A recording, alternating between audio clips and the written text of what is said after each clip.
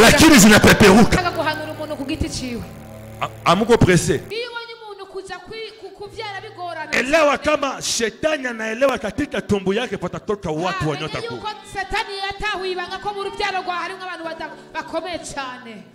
Nifuata vizuri. Katika Biblia watu wote ambao shetani alifunga tumbo yao kwa utasa, baada ya kuzaa kwao walizaa majitu. Nifuate vizuri. Biblia mzima, kila aliyekuwa na shida ya utasa walipoanza kuzaa, hakuna mwalizalaka mwanamke kumwanzo. Wote walianzia kuzaa mwanaume. Sara shetani alifunga tumbo, na Mungu pia akakubali afunge, sababu shetani hana uwezo kama Mungu akumwachia. Nifuate vizuri. Wakati Sara alizaa nani? Mwanamke, mwanaume. Jina yake nani? Nona amusomake Biblia, mwingine ase Yakobo, mwingine ase Sauli. Mtoto wa Sara mke wa Abraham, jina yake nani? Isaka. Yakobo. Aduku. Unaona kisi Mungu anatriche kwa masomo. Ulikuwa unatriche kwa masomo mpaka mkanisa unaanza triche. Usipitie mu watu, sema wewe pe.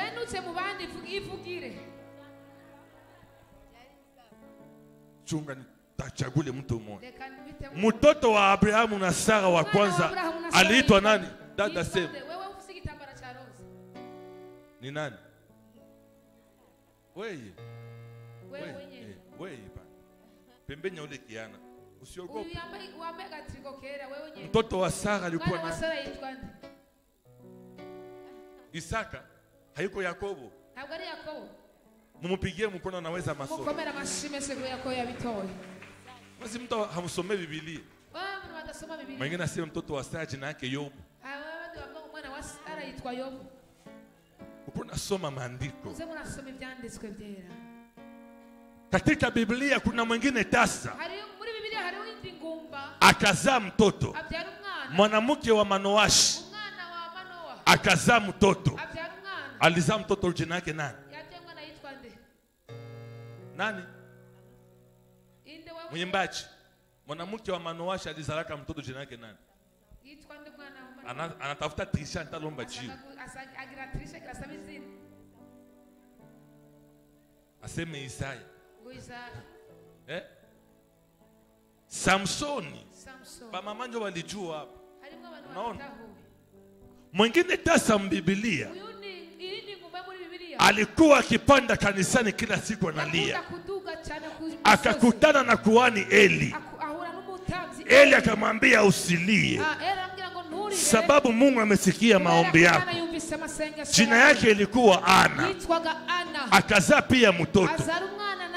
Aliitwa nani? Ile ndio mnajua kweli. Ujipigie mkono. Hiyo sababu Jumbura ba Samuel ni ba mingi. Ila Samuel kila mtu anajua. Nikusema watasa wote ama kila mimba ya miujiza ilianza kuzaliwa kwanza mwanaume. Unanifuata? Ukiona shetani anapiganisha tumbo ya mwanamke, elewa kama ule mwanamke siku atazala mtoto wake atajulikana dunia mzima. Acha wengine wazale ovyo ovyo, lakini wewe utazala mtoto wa China. Penina naweza zaa watoto 10, hatutajua jina zao, lakini Samuel akizaa tu umoya, Sara akizala umoya, hata mubuze dunia mzima itajua. Sijui kama niko naongea na Sara mmoja. Nasema hivi, waliotangulia kuzaa mbele yako hawakufunga maternite za Bujumbura. waliotangulia kuolewa mbele yako hawakumaliza mavwale yote ya Bujumbura. Waliotangulia kujenga manyumba mbele yako hawakumaliza mabriki na masimamu Bujumbura.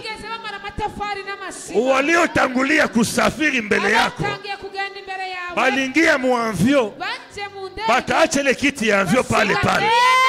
Ni kusema na wewe turu yako itafika. Hautasema amina kama mko na amina. Nasema na wewe wakati yako inafika. Usivunjike moyo. Waliotangulia sio kusema walifika. Kutangulia sio kufika. Wanaweza tangulia ndani ya biashara, wanaenda Tanzania, lakini wao utaanza nyuma yao. Utaanzia Dubai na China. Kutangulia sio kufika. Hata kama walitangulia kumaliza masomo mbele yako, wewe utasoma kwa buzee na utapata kazi ya mzuri zaidi yao. Sijasikia amina ya mtu wa imani. Amina yako haijakuwa ya imani. Sanduku ya agano ikapelekwa na maadui Mafilisti. Maadui wakabeba sanduku. Tena Biblia inasema sanduku ikafanya miezi 7. 7 mois. Sanduku ikafanya katika nchi ya maadui. Mwezi wa kwanza sanduku ilikuwa kwa maadui. Mwezi wa pili sanduku ilikuwa kwa maadui. Mpaka mwezi wa 7 sanduku ikasema nahitaji nirudie nyumbani.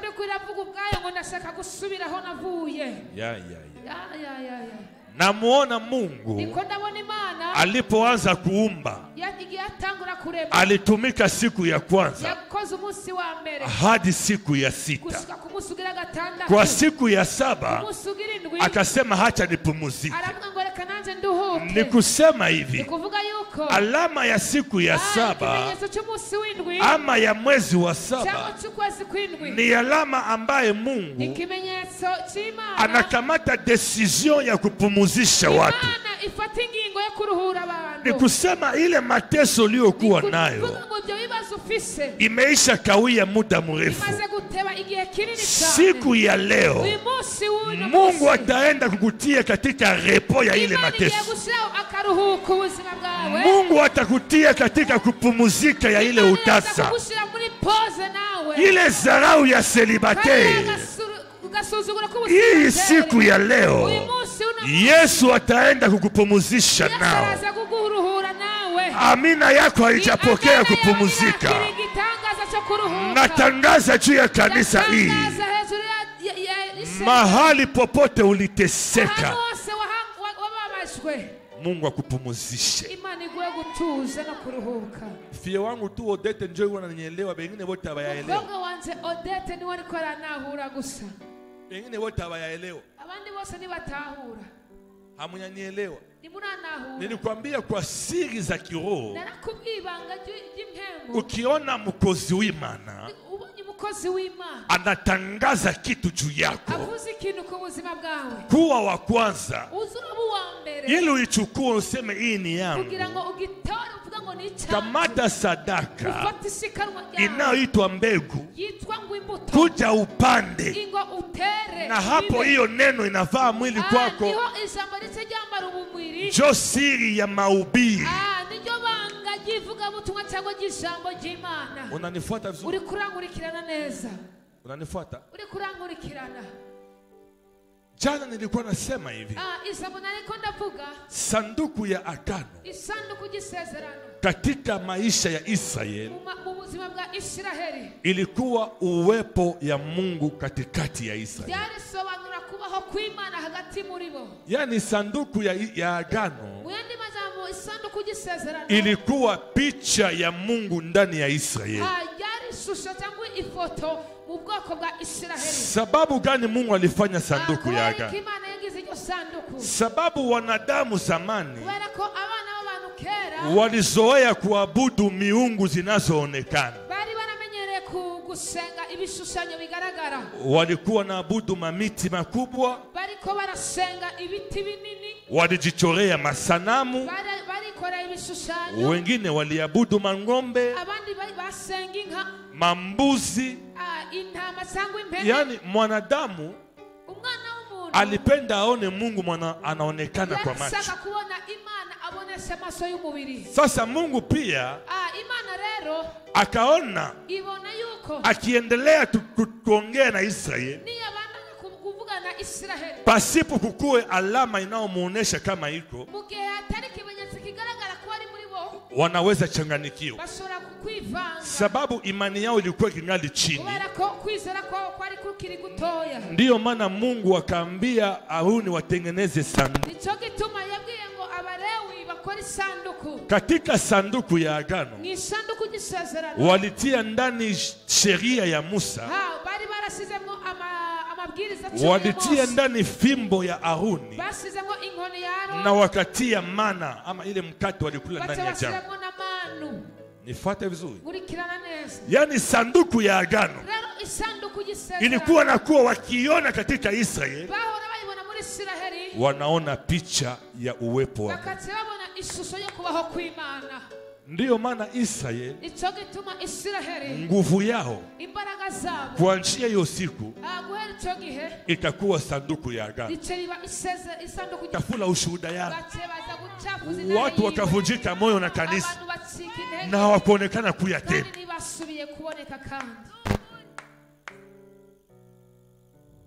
Usipokeake mgeni atakayeingia mnyumba yako, jua kuletea habari zibaya ya wengine. Tena sana sana asikwambie habari zibaya za mtumishi wa Mungu, sababu ni laana unapokea mnyumba yako. Kuna mtu anaenda mtumishi wa giza, unajua Pastor Odasi hizi masiku anapenda makuta, namuona sispe, naona sema kweli kabisa, anapenda makuta, kwa nisha kuona itumbu, aisha kuwa tajiri na makuta yetu, na sitatoaka tena. Asa usitowake, anaenda kumutu wa pili. Ule mama anakuangalia mubaya, mama pastor anakuangalia macho, sema kweli kabisa, na mimi nilishaona na kwanza sitaenda mwele kanisa. Jo kanisa inaisha watu. Kumbe kuna watumishi wa uchawi wanaharibisha ushuhuda ya kanisa na watumishi wa Mungu. Watu kama na wale Mungu hata baki kimya juu yao. Na niko nasema hivi, kila mtu anayetembea kuharibisha ushuhuda ya maisha yako, Mungu amshughulikie siku ya leo. Kila mwanadamu wa giza ambaye kazi yake ni kutembeza jina yako mubatu, achafule ushuhuda yako, Mungu wa mbinguni ashimame kwa hasira yake, amupige fimbo kwa jina la Yesu. Haiwezekani. Wewe unapendaka watu, lakini kuna watu wanatembea na jina yako. Fasi yote tena batampima tembea na jina yako. Milomo yao iwake moto. Milomo yao iwake moto.